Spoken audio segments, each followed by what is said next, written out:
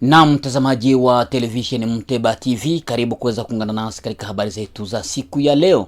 Habari zetu za siku ya leo ni habari kubwa kabisa ambazo zinazungumzia kuhusu vita vya pale maeneo ya Minembwe katika tarafa la Fizi. Tumekuja kabisa na mahojiano ambayo tulioifanya na baadhi ya viongozi wa wazalendo ambao wanaopatikana kwenye mstari wa mbele huko katika tarafa la Fizi, na pia tutagusia kabisa kuhusu kuanzishwa kujengwa kwa soko ya pale Kavimvira baada tu la fugufugu la kirahia MCLA kukataza kwamba wasijenge kwa sababu bado kabisa ilikuwa haijajulikana kitita ambacho kilitengwa katika hali ya kujenga soko hiyo ya Kavimvira. Utakwenda kujua mengi, utakwenda kumfuata kiongozi wa MCLA kupitia kabisa microphone yako ya television Mteba TV, na pia utakwenda kusikiliza sauti ya burgomestre wa pale maeneo ya Kavimvira, na baadaye tutarejea kwa raia wakina mama ambao walishikwa na furaha baada tu ya mradi huo kuweza kutolewa na kuanzishwa kujengwa kwa soko hiyo ya pale maeneo ya Kavimvira. Haya na mengine tukaribishe kuweza kujiunga nasi katika habari zetu za siku ya leo. Langu jina naitwa Janvier Emmanuel Kaluya. Ukiwa na maoni au pendekezo, usisite kutuandikia kupitia nambari yetu ya WhatsApp ambayo iko hapo chini. Moja kwa moja tutakwenda kukujibu. Bila kuponda muda, tuanze na habari za huko kwenye milima ya tarafani Fizi kuhusu vita ambavyo vinavyoendelea kuripotiwa mashariki mwa Jamhuri ya Kidemokrasia ya Kongo. Asante, jina langu ni Kasikuza Ndegesi Prince, presida wa movement ya FDCC bar APC ambayo inatenda kazi kwa milima mirefu fasi wanaita point zero, ndio kunapatikana eta major general yetu. Tufasirie yaliyojiri huko. Habari ziko nyingi ambazo zinachanganya watu. Hadi iko namna gani? Wanani wako point zero? Ndugu mtangazaji, unajua habari kama ni nyingi na wingi wa habari unaletwa na watu wengi ambao wanatenda kazi kinyume ya serikali ya Kongo. Kwani unaweza ukawaza mtu ana masilahi ya kupenda nchi yake, ila unamkuta bado yeye angala anatumikishwa na adui. Ndio maana nilitaka nikujulishe kwamba habari za point zero ni nzuri sana. Ni nzuri sana hata kama zilituma mitandao yote inakatwa juu ya hizo mahabari kuwa nyingi ambazo zinawachanganya. Na ndio maana nakuambia kwamba habari za point zero ni nzuri. Unaendelea nazo vizuri. Ilikuwaje? Mambo yalipitikana namna gani kwa zile drone ambazo zilikuja kupiga pale? Tufasirie. Asante ndugu mtangazaji, mimi napenda kukuambia kwamba drone ya adui ndo ilisumbua.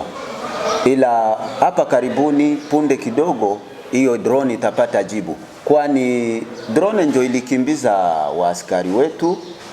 Kuna adui alikuja na moto mwingi kama vile infantry kufukuza askari wetu, ila ni drone ndio ilipiga, na hususan ikapiga kwenye wa civil. Juu tunapoteza wa civil wengi, watoto, wanawake. Ndio maana watu walirudia nyuma kidogo kuangalia namna gani tutakamata strategy mpya ili tupate kuendelea na mambo ya kumiliki, ya kusurmonte ile drone ya adui. Wakahaji mashariki mwa Kongo ambao wanasamini kazi zenu walikuwa wameshavunjika moyo kusema kwamba point zero tombe. Taarifa zikaenda kwamba position ya kwanza au ya mwisho ya FARDC imekuwa Mkera. Watu wakachanganikiwa sana na hizi habari. Asante ndugu mtangazaji, mimi na kuambia habari yangu ni kusema adui ana vita kama vile sehemu mbili. Adui ana vita vya mtandaoni, adui ana vita kama vile vya masase drone zake. Nilisoma fasi moja wanaandika position ya kwanza ya government yetu ya Kongo eti nasimamia Mkera. Hiyo ni uongo. Hiyo ni uongo. Na ndo maana serikali iliamua kukata mawasiliano yoyote ya watu ili watu wabaki jinsi walivyo. Kila mtu ajishughulishe na mambo yake. Ndio maana nakuambia huko wanasema kwenye adui anasema ni uongo. Ni uongo. Position zetu zinaendelea ambapo hatutaki kuambia wanadamu mahali zilipo, na ndio maana tulikata chochote kile kama maamuzi ya serikali mazuri sana. Ila evolution nzuri sana. Mambo yote adui anasema kwa mulima sijui wapi, hapana.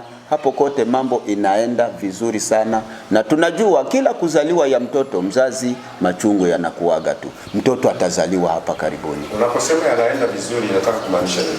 Uongozi tunaendelea na kuboresha mipango ya kudhibiti mahali popote ambapo palikuwa panapatikana serikali.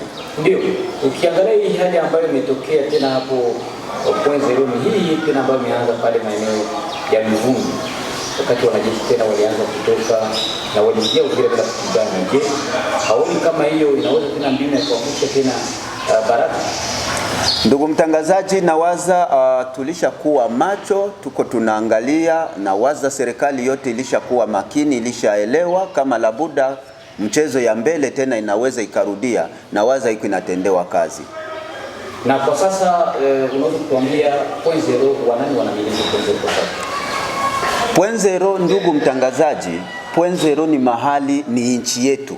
Ni nchi yetu ambayo sisi tunazoea sana, hata kama tunaweza kupiga korosi 2, 3, 4, na ndio maana tunakwambia mkataba ipo ya kukata mawasiliano kwa wale watu ambao hawahusiki na kazi yenye iko pale ku point zero. Na ndio maana ndugu mtangazaji, tutawaambia kile ambacho kinaendelea, ila nakwambia point zero mambo inaendelea kuwa mazuri.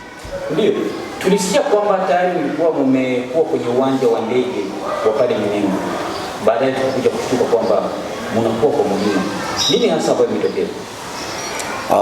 Nawaza ndugu mtangazaji, hiyo ni mambo ya vita ambayo inategemea moja wala nyingine juu ya vitendakazi vya vita. Vinaweza vikatuma na mipango mingine kabla haijatimia, inaweza ikatuma watu wanarudi hatua moja nyuma kwa kusubiria mambo nyingine.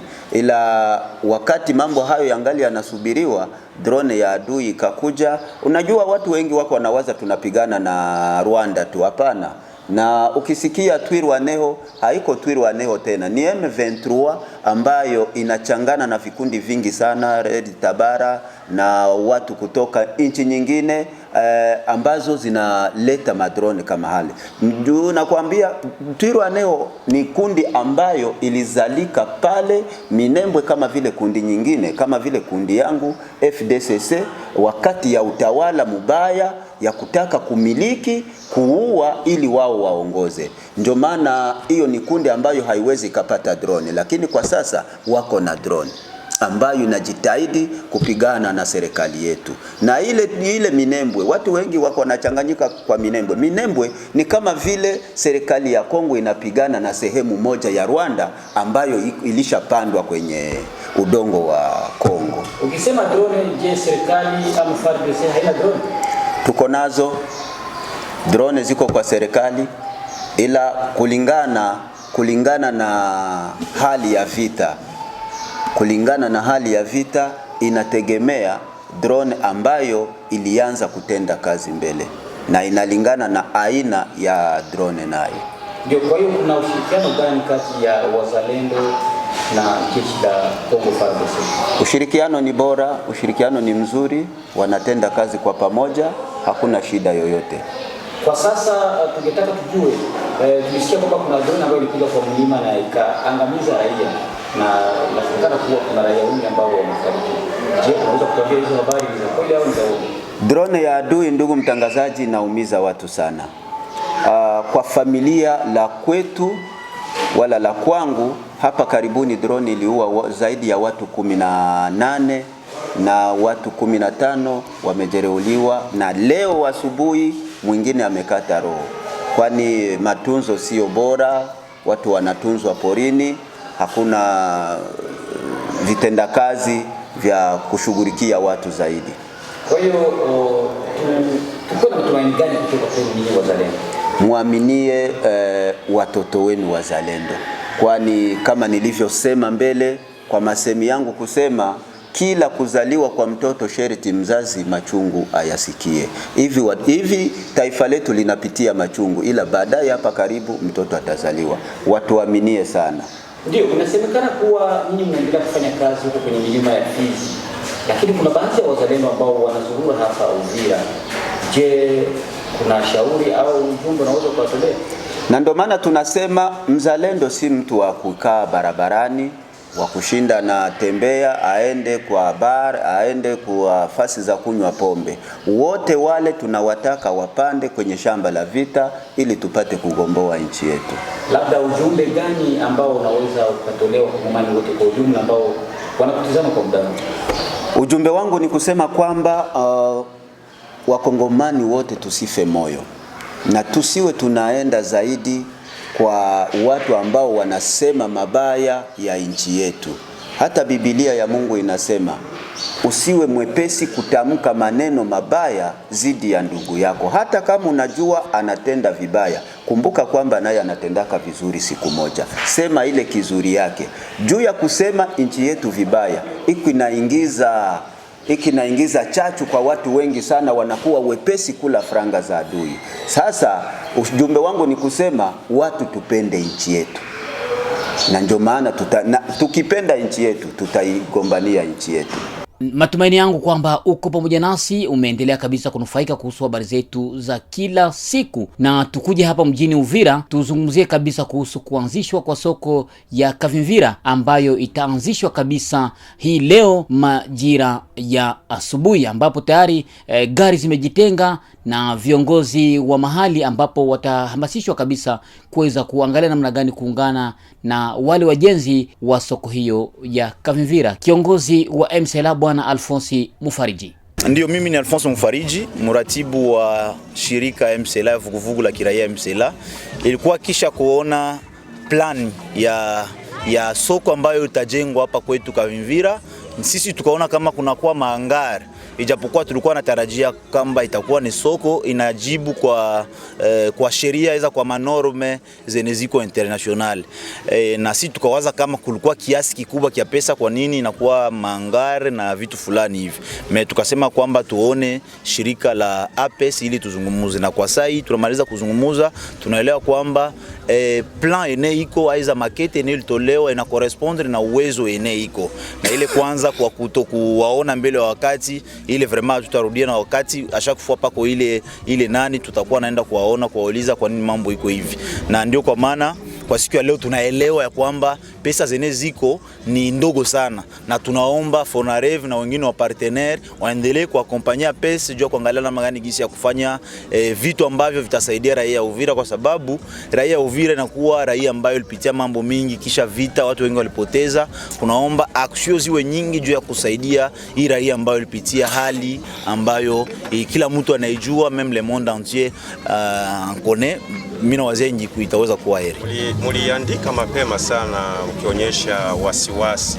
Leo vipi? Wasiwasi imetulia au na wewe umepewa kidogo ya maji? Niseme kwa sasa hakuna wasiwasi. Kwetu sisi kwenye MCLA tuchukua pesa, kwa sababu kuachana na mambo ya kutetea raia tuko pia wafanya biashara wadogo. Ni kusema kwamba apesa ilituelewesha gisi mambo iko, kukiwemo community ne iko hapa na meme burgomestre ambaye anakuwa karibu yangu, na tukaelewa, na sisi kama community tuna promettre kuakompanyia apesa, na tunaita raia kusema kwamba shirika apesa natumika vizuri, na tuangalie namna gani gisi ya kushindikiza ili projet ifike kwa mwisho, na zingine ambazo zitakuja tuendelee kuzishindikiza. Lakini tuko naendelea kusema juu ya kuprivilegier watoto wa nyumbani kutumika makazi ambazo ziko nyumbani. Awe Mbembe, Mfuliru wa hapa, Mukasai, Mushi wa hapa, afanye kazi ikiwa Uvira, hapana vile ya kutoa tena watu kule, japokuwa hapa kuna watoto wanajua kazi. Tunakushukuru.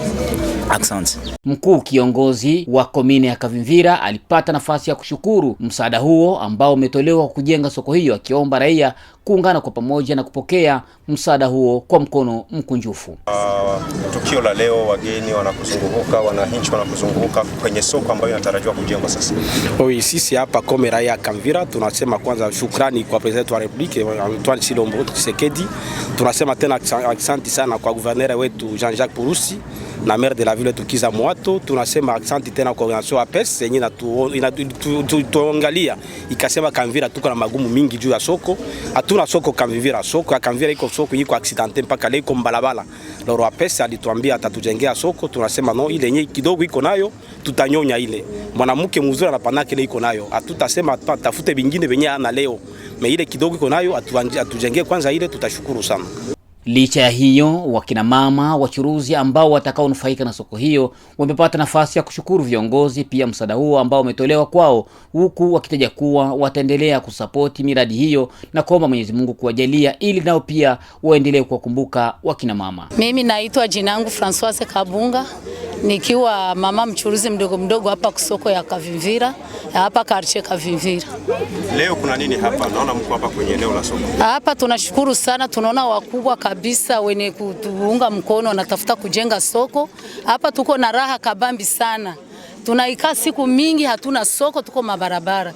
Lakini tunaona wazamini wanakuja, wanatukumbuka kama hii soko kabisa ni soko ya serikali, wanatafuta kuijenga. Mungu awabariki sana na wazidishie. Mama, naona unasemaje kuhusu ujenzi wa soko? Nafurahi sana kuona soko yetu inataka kuingia hapa. Tulikuwa tunahangaika mbarabara. Tunafurahi sana. Muendelee na kutusaidia sana. Na wewe maoni yako mama? Na sisi tunashukuru Mungu kuona hii fondation inakuwa hapa. Tunashukuru Mungu aendelee kubazidishia, maono endelee kuongezeka na Mungu aendelee kubasaidia wenye mkwamo endelee kusonga mbele.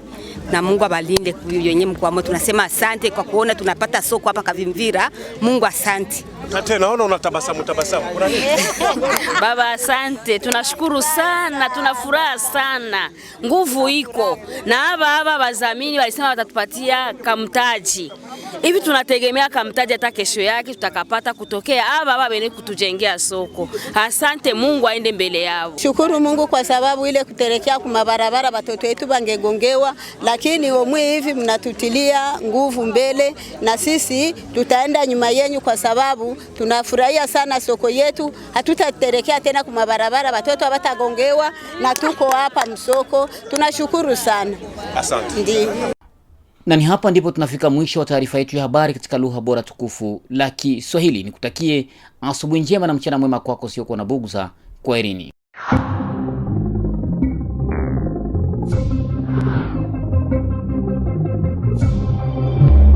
Thank you.